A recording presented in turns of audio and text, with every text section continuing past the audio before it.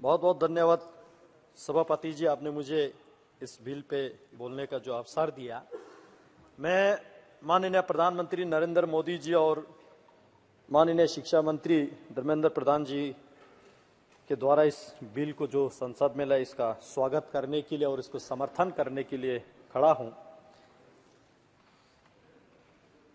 तेलंगाना में central tribal university, जो कि यूनिवर्सिटी एक्ट को अमेंड करके एस्टेब्लिश जो करने जा रहा है, जिसका नाम समाकर सराका सेंट्रल ट्राइबल यूनिवर्सिटी के नाम से रखा जाएंगे। देश के 8.6% पॉपुलेशन जो हमारे ट्राइबल कम्युनिटी के हैं, हम सब की ओर से स्वागत करते हैं और धन्यवाद देते हैं। माननीय प्रधानमंत्री जी ने ट्राइबल कम्युनिटी के लिए इस 9 साल के कार्यकाल में बहुत कुछ किया। मैं एक एक को दोहरा के पूरा स्पीच लंबा नहीं करूंगा, लेकिन एक फोकस्ड यूनिवर्सिटी एस्टेब्लिश करके जनजाति समुदाय को हायर एजुकेशन और क्वालिटी एजुकेशन देने के साथ साथ मॉडर्न एजुकेशन, जिस तरह अभी मेरे से पहले तपीर गांव साहब बता रहे थे, हम सब यही चाहते हैं कि हायर एजुकेशन में इस सेंट्रल यूनिवर्सिटी में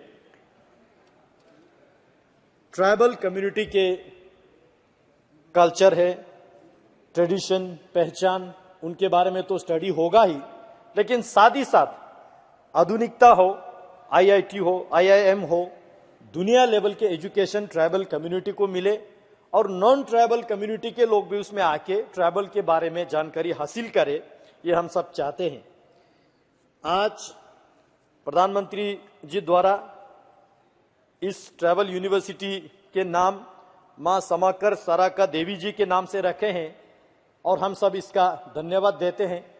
इससे पहले जो जनजातीय गौरव दिवस 15 नवंबर से मनाना माननीय प्रधानमंत्री जी ने शुरू किया था, जिसके जरिए भगवान बिरसा मुंडा जी के प्रेरणा सभी ट्राइबल कम्युनिटी को देते हुए और इस देश में ट्राइबल कम्युनिटी के, चाहे फ्रीडम फाइटर हो या इस देश को बनाने में हो, ट्राइबल कम्युनिटी के योगदान को संवारा, इस बात के लिए धन्यवाद देते हैं।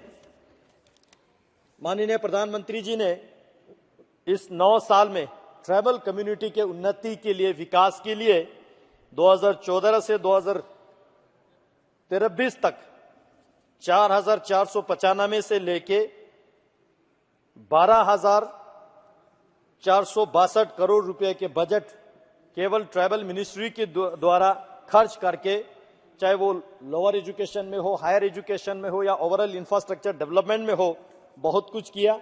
मैं लद्दाख से आता हूं। लद्दाख जो कि पूरा पॉपुलेशन 96% जो है ट्राइबल कम्युनिटी आते हैं, उसमें मेजर 8 ट्राइब्स जो हमारा आते हैं, केवल आर्गोन कम्युनिटी को छोड़ के, तो पूरे लद्दाख के कम्युनिटी भी चाहते हैं, ट्राइबल कम्युनिटी भी चाहते हैं कि उनको अच्छा शिक्षा मिले, उच्च शिक्षा मिले, क्वालिटी एजुकेशन मिले, जिसको ध्यान में रखते हुए हम माननीय मंत्री जी को धन्यवाद अर्पित करना चाहते हैं। सिंधु सेंट्रल यूनिवर्सिटी लद्दाख में अलग से बिल लाके हमें दिया, उसके अलावा यूनिवर्सिटी ऑफ लद्दाख दिया, उसके अलावा central institute of Buddhist studies को डीम यूनिवर्सिटी का दर्जा दिया।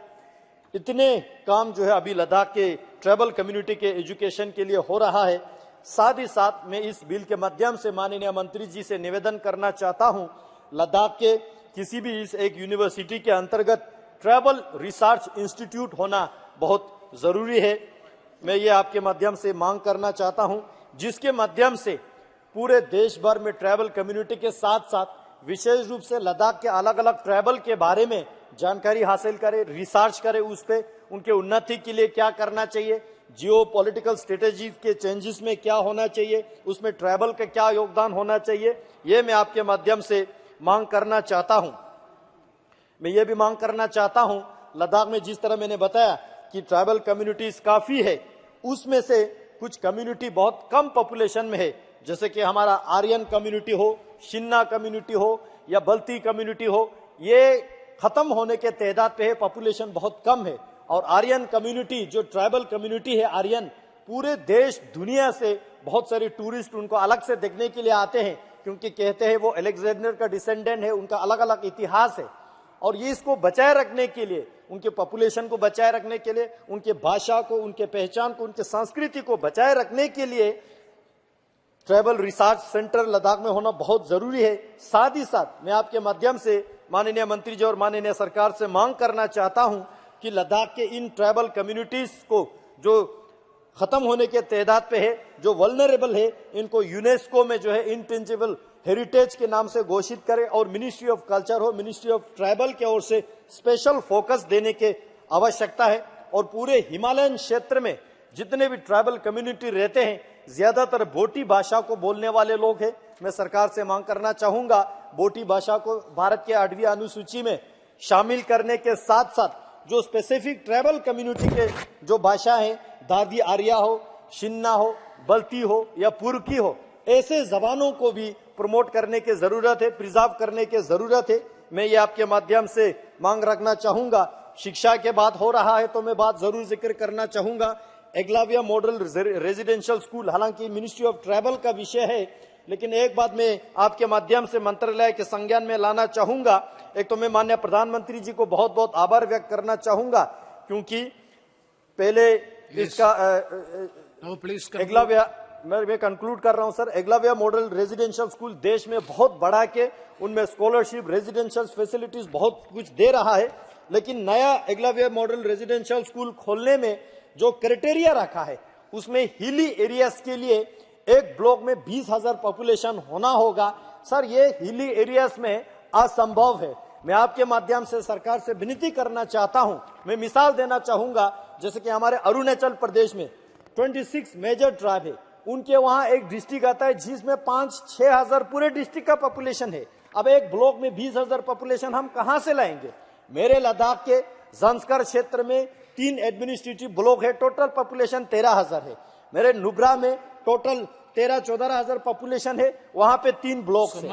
अब हम चाहते हैं उस एरिया में जहां ट्राइबल लोग रहते हैं, हमारे आर्यन वैली में, हमारे दरास में, यहाँ पे ये एकलव्य मॉडल रेजिडेंशियल स्कूल खोलने के लिए पॉपुलेशन का संख्या का जो योग्यता रखा है वो कभी फुलफिल नहीं होता है, जिसके कारण से हमारे ट्राइबल कम्युनिटी जो है इस एकलव्य मॉडल रेजिडेंशियल स्कूल से वंचित रहते हैं। मैं आपके माध्यम से सरकार से मांग करना चाहता हूं कि इसका क्राइटेरिया थोड़ा रिलैक्स करके पॉपुलेशन का संख्या कम करे। सर, लास्ट एक बहुत जरूरी पॉइंट है सर, एक मिनट लूंगा, ज्यादा नहीं लूंगा जल्दी। सर, ट्राइबल कम्युनिटी के जब हम बात करते हैं, लद्दाख में 3 वाइल्ड लाइफ सेंचुरीज आते हैं, चंगतांग, नुब्रा और काराकोरम, जिसमें अभी वो बनने के प्रोसीजर में है। ये वाइल्ड लाइफ एक्ट 1987 द्वारा लाया गया है, जो अभी फाइनल स्टेज पे भी नहीं हुआ है, फाइनल नहीं है। लेकिन एडमिनिस्ट्रेशन के, ये मुझे लगता है आईएफएस और आईएएस के ही झगड़ा है, जिसके वजह से हमारे लोग सफर कर रहा है। सर, मैं इसको क्लोज कर रहा हूं सर, बट डिमांड तो रखने दीजिए ना सर, इसका डिमांड रख लेता हूं। कोई पूरा बैकग्राउंड नहीं बताऊंगा, पूरा डिमांड रखूंगा। सर, हिमिस नेशनल पार्क का टोटल एरिया जो है 3,350 है, जिसको ग्राउंड पे 5,000 को रखा है। 4,000 हमारे Changthang, 4,000 square kilometre Changthang cold desert wildlife sanctuary का है, ग्राउंड पे 18,000 को कैप्चर करके रखा है। Karakoram wild life sanctuary 5,000 square kilometre है, जिसका 15,000 स्क्वायर किलोमीटर ग्राउंड पे कैप्चर करके रखा है। केवल वहां के रेजिडेंट को नहीं, डोमिसाइल को नहीं, इंडिजीनियस को नहीं, बल्कि देश के स्ट्रेटेजिकल पॉइंट ऑफ व्यू से इंफ्रास्ट्रक्चर डेवलप करने में हमें दिक्कत हो रहा है सर। इसलिए मैं आपके माध्यम से सरकार से मांग करना चाहूंगा, इसको रेशनलाइज करें और जहां जहां ह्यूमन हैबिटेशन है वो सारा एक्सक्लूड करके एजुकेशन, शिक्षा में हमें आगे बढ़ने का मौका दे, इकोनॉमिक अफेयर्स में हो, इंफ्रास्ट्रक्चर डेवलपमेंट